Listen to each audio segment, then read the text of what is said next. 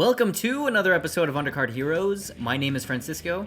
And I'm Heather, and today we're going to give you our picks for UFC Fight Night, Randy Brown versus Gabriel Bonfim.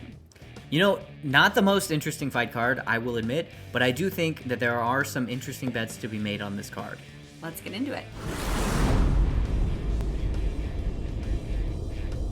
First fight I want to talk about, Jacqueline Cavalcanti versus Mayra Bueno Silva. Jacqueline Cavalcanti, she is a striker, she's really technical, has great reach for this division, and maintains range very well. She's got a positive striking differential, but she doesn't shoot takedowns. Not much takedowns, but she has great takedown defense at 84%. Her real weakness here is going to be the grappling, though. We haven't really seen her tested on the ground. Mayra Bueno Silva, on the other hand, very aggressive grappler, strong submission game. She's got 5 submission wins in the UFC, and she has fought top-level competition. She's been in there with Manon Fiorot, Holly Holm, Raquel Pennington. Her weakness is going to come from the stand-up game, though. Very poor striking. She's got a negative striking differential, and she doesn't really land takedowns very often. She's more of a opportunistic grappler, landing less than 1 takedown per 15 minutes, and she is currently on a 3-fight losing streak, including a no contest to Holly Holm.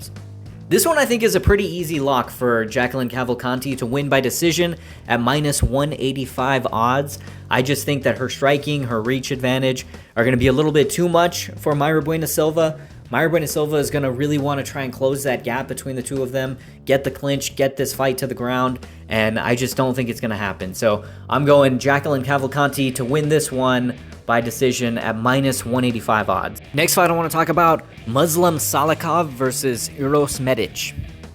Let's talk about Medic.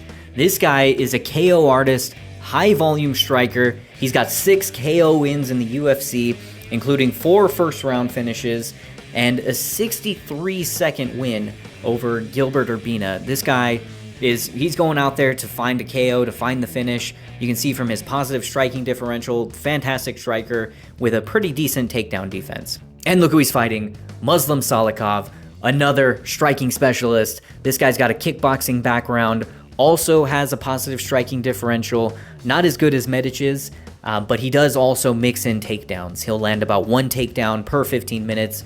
He's on a 3-fight win streak. 2 of those wins by KO, including a fantastic spinning wheel kick. Really weakness for Salikov, and this is going to be the same for Medic. Their styles invite KOs, and at 41 years old, Salikov, his durability could come into question in some of the later rounds, and his speed also going against the younger fighter in Medic. I'm going with Medic to win this one in either rounds 1 or 2 at plus 100 odds. This is going to be an absolutely fantastic fight this weekend. Uros Medic versus Muslim Salikov. Both of them are going to be looking for the KO. I do not expect this fight to go long, and I'm going with the younger, faster Uros Medic to win this one in rounds 1 or 2 at plus 100 odds. And now our main event, Randy Brown versus Gabriel Bonfim. Randy Brown. This guy's tall, he's got a long reach for the division, 6'3", 78-inch reach, and he's a very well-rounded fighter. He can finish you standing on the feet, he can submit you, and he's been in the UFC now since 2016. He's got experience against Jack Della Maddalena and Bilal Muhammad. Positive striking differential, great takedown defense at 73%, and as of late, he's become something of a KO artist, coming off of a KO win on Nicholas Dalby. He's even got a KO win over Muslim Salikov. Gabriel Bonfim.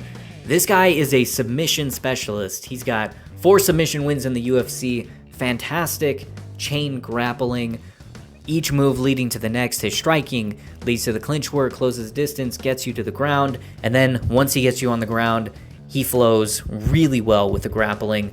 Despite having a positive striking differential, his striking is actually going to be his biggest weakness. We saw that in the Stephen Wonderboy Thompson fight. I think that Wonderboy did enough to win that fight. He really put it on him on the feet, pieced him up on the feet. Ultimately, Bonfim got the win there. But you'll see Gabriel Bonfim, key to winning this is really going to be closing the distance and getting Randy Brown to the ground. So he's going to try and implement that ground game and get a submission win here. For this main event, I'm going with Randy Brown to win at plus 140 odds over Gabriel Bonfim. I think that his reach is going to give him a huge advantage in this, plus his striking abilities.